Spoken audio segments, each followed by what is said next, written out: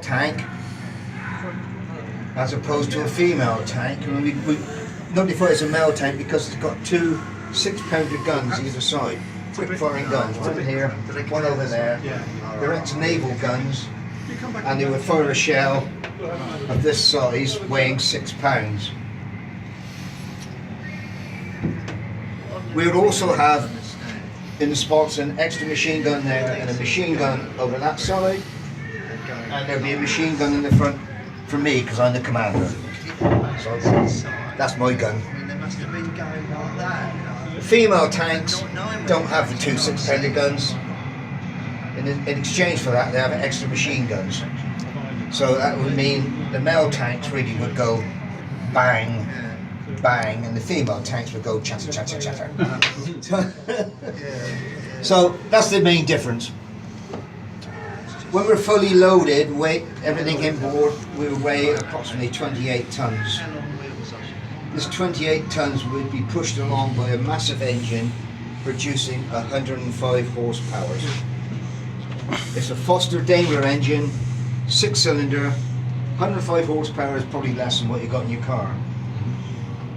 This will push us along at great speed, downhill, tailwind, about 3, maybe 3.5 miles an hour, going across rough country, maybe 1.5 miles an hour. Outside, between the tracks, at the rear of the tank, is a fuel tank that would hold 70 gallons of high-octane petrol. We would carry 332 rounds like this for the big guns in the male tank, and approximately 12,000 rounds of ammunition for the machine guns, and they're kept in the green boxes right in the centre behind your head, sir. The gentleman with the green shirt on, yeah, that's it, behind your head. And that's the ammunition boxes for the machine guns. There's some here as well. We can carry 172 rounds of ammunition in the ready-use lockers. Some being down the right in the end there, so that's right.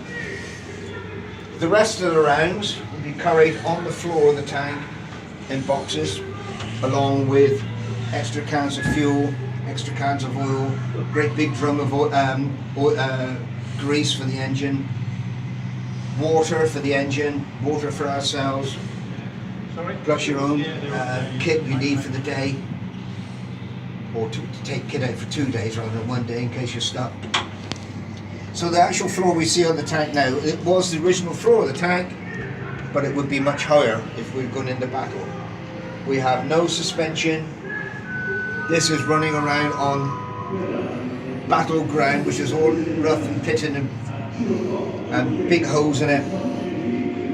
The engine, all the manifolds of the engine and the exhaust pipes of the engine will be glowing red. The temperature in here will be roughly 50 degrees centigrade. We've got 8 men in here working. We're okay because we're sat down. 2 guys at the rear could sit down, but these 2 guys here would have to hang on to the guns as we're being thrown about all over the place, making sure that the heads aren't being hit by the roof. We do have some problems in here. Machine gun bullets won't come through, rifle bullets won't come through, but there's a German cannon outside which would penetrate us. And our biggest problem is steering. Got a driver, no steering wheel, no levers to steer with. These are gear levers rather than. So if we had to change gear, change direction we're going in, and I look through here and I can see we're going out to a big shell hole or a mine hole, I'd have to make a noise because the noise in here would be terrible. So I'd bang on something and make a big loud din. All the crew would be alert what's going on. I'd tap the driver on the shoulder. As soon as I tapped him on the shoulder, he would know he'd have to go into neutral and put the brake on.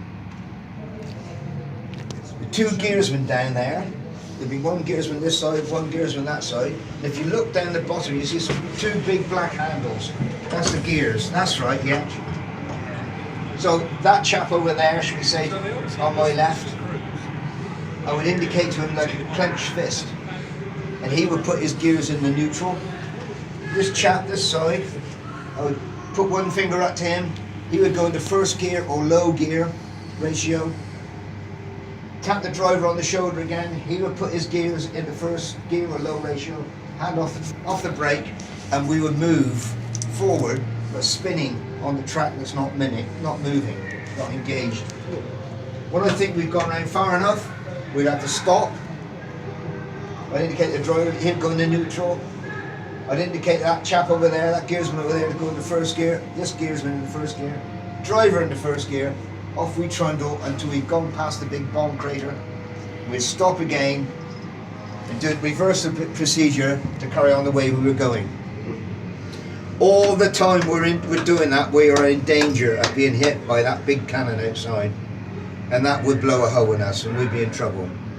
The other problem we have is stalling or getting caught in water, flooding. If we go into a bomb crater that's too deep, it will take over 20 minutes to try and start this again. And when you're doing it, what are you doing? You're forcing high octane petrol into a red hot engine, which is not a good idea, is it? And we know what that could happen. But eventually we'll get it started. This is the size of the shell we would fire, the 6-pound shell. So I say 332 rounds of those. The other problem we would have on board, we'd be on here 8, 10, 12 hours, maybe even longer. We're being choked by fumes off the engine, not feeling very well, feeling sick, come out of here at the end of the day, stinking headaches, carbon monoxide poisoning, not good. The other problem we have is toilet. We've been on here 8 or 10 hours now. I don't know about you guys, lads, but when you get older and older, you go more and more. So you end up, luckily we're a male tank, so we can use an old shell casing. Do your business in that, but you only got a problem then. You've got to still make sure you've got to stand it upright, otherwise the contents are going to go everywhere on the floor. Communication, that's the next problem we got. How do we get a message back to HQ? Or we can do it with flags, put flags up here and signal that way, but not everybody's looking at your particular tank, noting what you're saying. So what we do, we use the old Mark 1 Percy pigeon. Check it out. Yeah. Mark 1 Percy pigeon. Alright, I know it's not a racing pigeon, but it's a wood pigeon. But anyway, that's the nearest we got. Tie a message to his leg. We'll carry 2 of these on board in a wicker basket down the end there. Tie a message on his leg. Put him out through the escape hatch at the back. Off he flutters, and hopefully he will get back to our front lines and deliver a message for us. Has anybody got any questions? What's this red thing with the lever? Yeah, this is diff lock. So if we're going up a steep gradient or down into a shell hole or something, which we think we can get out of, you put the diff lock on. Both the tracks are running at the same speeds, same as a Land Rover or something like that would have nowadays. Everything's running at the same speed, but you can't turn corners very well because your diff's locked and it didn't give you that freedom. It didn't allow one axle to run quicker than the other axle. That's what that's for. Anything else? And you said that it's just the brakes in front. Yeah, all we got is a gear lever. I'll tell you how silly it is. On the front here we've got a brake and clutch there. Yeah. Lever. And there's a gears here which the it's a brake, sorry, which the handbrakes which the commander would use, and just to give us a little bit of steering. And the red handle thing, what's that, please? That's a gear lever. Oh, it's a gear lever. If I had the strength of my handle. Yeah. Old sort of crash box gear lever. Sort of double D clutch. Yes, sort of yeah. thing. Yeah. Yeah. I don't know. No, I honestly don't know. But this. I better give an honest answer. Sorry, that's the clutch, the gears in the front. Yeah. But to turn, you have to change Yeah, the. you've got extra gears at the rear as well. And would that override these ones? They all got to work together. Yeah. So if this guy's going to go in high gear, these guys got to go in high gear, so that the commander's sort of given the orders, sort of 2 or 1. Excuse me. So this guy's in the same ratio of gears as these guys are. So there was 3 guys running the gears. Yeah, there is. That's quite correct. Yeah, one of my colleagues calls them third gear, first gearsman, second gearsman, and third gearsman. Yeah. And you said carbon monoxide poisoning earlier. Did people actually die of that, or did they just get headaches from it? Well, no, I don't suppose they actually died, but they can become very ill. Yeah. But as soon as you were able to, you'd open up the 2 doors you've got at the back. Yep. Get fresh air flowing through. Yep. You're also